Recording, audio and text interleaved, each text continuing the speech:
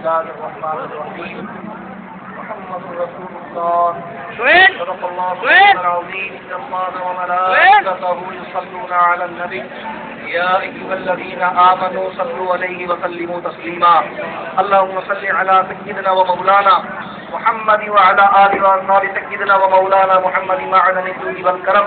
وآله وأصحابه وبارك وسلم صلاة وسلاما عليك يا سيدي يا رسول الله وعلى آلك وأصحابك يا حبيب الله صلی اللہ علیہ وسلم. آج الحمدللہ وہی منظر ہے جب آج سے 1400 سال پہلے پیارے آقا علیہ الصلوۃ والسلام اللہ کے حکم سے مکہ پاک سے ہجرت کر کے مدینہ منورہ کی طرف تشریف لا رہے ہیں اور تمام اہل مدینہ ایک مقام خاص پر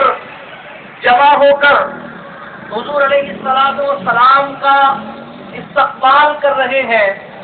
تمام اہل مدینہ حضور علیہ الصلوۃ والسلام کے استقبال کی خاطر آج شہر مدینہ سے باغر حدود شہر مدینہ پر جمع ہے اور پیارے آقا علیہ الصلوۃ والسلام کی آمد کے منتظر ہے. جب دور سے حضور علیہ الصلوۃ والسلام کے قافلے کی آمد کا دھول اور دھواں اٹھتا ہوا نظر آتا ہے اہل مدینہ پرجوش ہو کر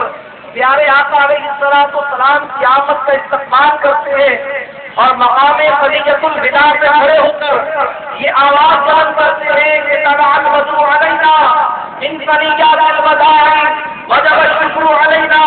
ما رعا الا بالله. ہم اللہ کا شکر ادا کرتے ہیں کہ اللہ نے ہم پر ایک ایسا چاند طلوع کروایا ہے کہ جس کی آمد نے ہمیں اللہ تبارک و تعالیٰ کی نورانیت سے ایمان کی ہدایت سے اور دنیا آخرت کی کامیابی سے ہمکنار کیا ہے. ہم پر واجب ہے وجب الشکر علینا، ہم پر واجب ہے کہ ہم اللہ کی نعمت کا شکر ادا کریں. الحمدللہ آج اہل ایمان بھی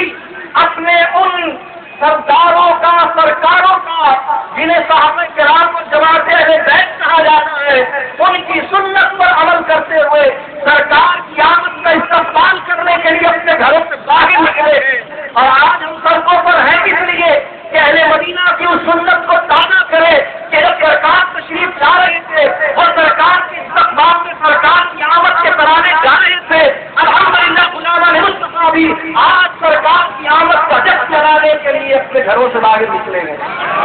آج ہم اس لیے نکلے ہیں کہ پیارے آقا علیہ الصلوۃ والسلام کی آمد کا جشن منائے.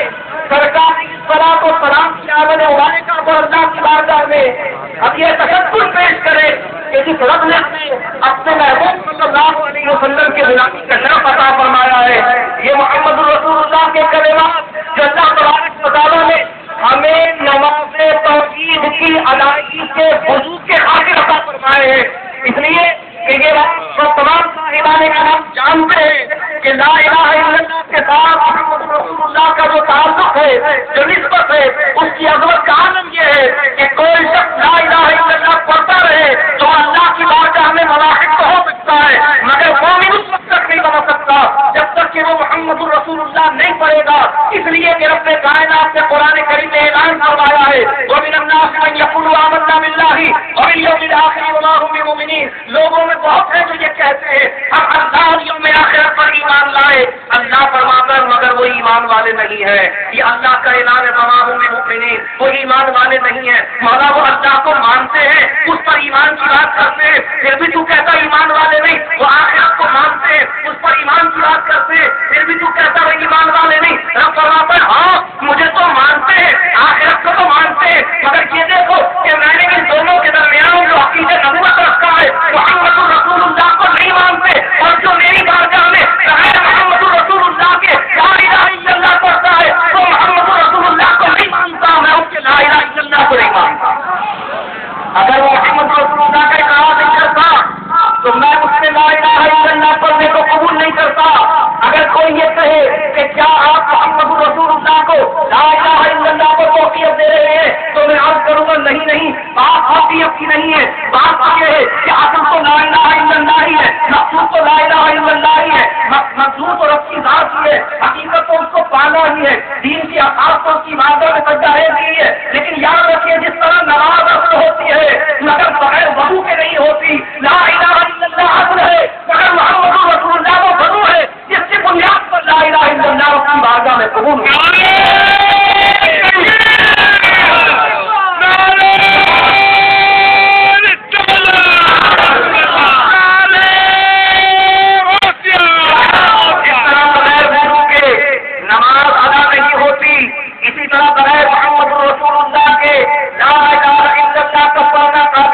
نہیں ہوتا، وہ ایمان نہیں بنتا۔ یہ اعلان اب کا ہے، اللہ نے قرآن میں فرما دیا ہے کہ لوگوں میں بہت سے لوگ کہتے ہیں اللہ جو آخرت پر ایمان لائے مگر وہ ایمان والے نہیں ہے۔ ہم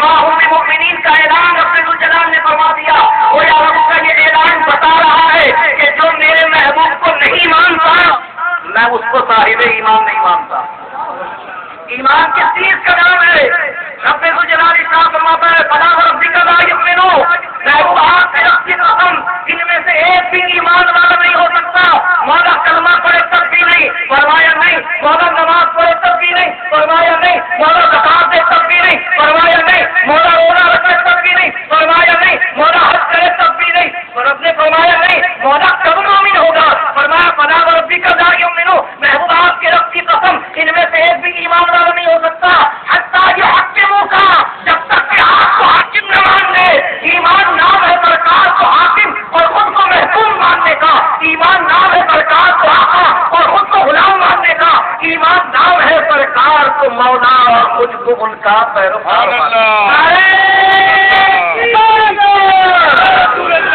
اللہ تبارک و تعالیٰ نے یہ ایمان الحمدللہ اہل سنت و جماعت کو عطا فرمایا ہے۔ ایمان کی یہ حلاوت اللہ نے اہل سنت و جماعت کو عطا فرمائی ہے۔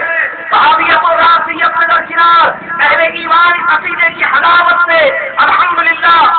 اللہ تبارک و تعالیٰ کی عطا سے ہم خلاف کیے گئے ہیں، اس لیے کہ اہل سنت و جماعت نے ہی اپنے آقا مولا صلی اللہ علیہ وسلم کی عقیدت و محبت کو اپنا اصل لباس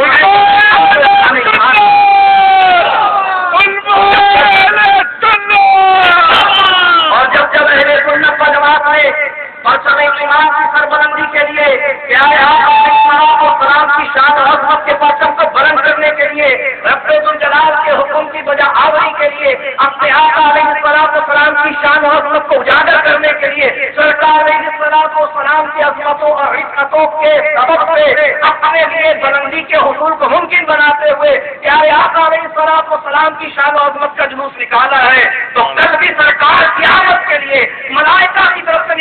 نکالے جانے والے جلوس پر شیطان اور اس کے متعلقین تکلیف میں تھے، اور آج بھی سرکار کی شان و عظمت کے لیے نکالے جانے والے جلوس پر شیاطین اور کفار و مشرکین تکلیف میں ہوتے ہیں۔ تو انہوں نے ہر دور میں سازشیں کی، آپ کو یاد ہے 2006 میں سازش کی گئی اور میلاد النبی صلی اللہ تعالی علیہ وسلم کے اسٹیج کو سبوتاج کرنے کی کوشش کی گئی۔ محفل میلاد النبی صلی اللہ تعالی علیہ وسلم کے منانے سے لوگوں کو خوف زدہ کرنے اور روکنے کی کوشش کی گئی، اور ایک ایسی مضمون سازش کی گئی کہ جس کے تحت مسٹر پاک جیسے ابھی اسٹیٹ پر جہاں پورے کراچی سے اہل سنت و جماعت اپنے آقا علیہ الصلوۃ والسلام کی شان و عظمت کا پرچم بلند کرتے ہوئے حاضر ہوتے ہیں، وہاں پر ایک دہشت گردی کا ایسا سانحہ رونما ہوا کہ جس میں 65 سے زیادہ علماء مشائخ اور اہل سنت و جماعت کے قائدین نے جامع شہادت نوش کیا، لیکن الحمدللہ اہل سنت و جماعت کے جذبات میں کوئی کمی واقع نہیں ہوئی، اہل سنت و جماعت کے عزم میں کوئی کمی واقع نہیں ہوئی۔ شیاطین تو وہی چاہتے تھے جو ڈاکٹر اقبال نے آج 80 برس پہلے بتایا تھا کہ یہ باقاعدہ جو موت سے ڈرتا نہیں تھا روح محمد اس کے بدن سے نکال دو، وہ تو یہ چاہتے ہیں کہ ان کے دلوں میں موت کا خوف بٹھا دیا جائے، ان کے دلوں میں محفل میلاد اور جلوس میلاد النبی میں شرکت کے حوالے سے جان کا خوف بٹھا دیا جائے، لیکن الحمدللہ جن کے دلوں میں اللہ کا خوف اور اس کے محبوب علیہ الصلوۃ والسلام کی محبت جاگیر ہے، تو کل بھی اپنے آقا کو جان دینے کو ہی اپنی کامیابی سمجھتے تھے، اور آج بھی اپنے آقا کی ناموز پر اپنا سب کچھ قربان کرنے کو ہی اپنی کامیابی سمجھتے ہیں۔ تو الحمدللہ اسی ناموز پر ممتاز احمد قادری نے بھی اپنی جان کو قربان کیا۔ لوگ سمجھتے ہیں کہ اس نے جان لی، میں کہتا ہوں کہ اس نے جان دی۔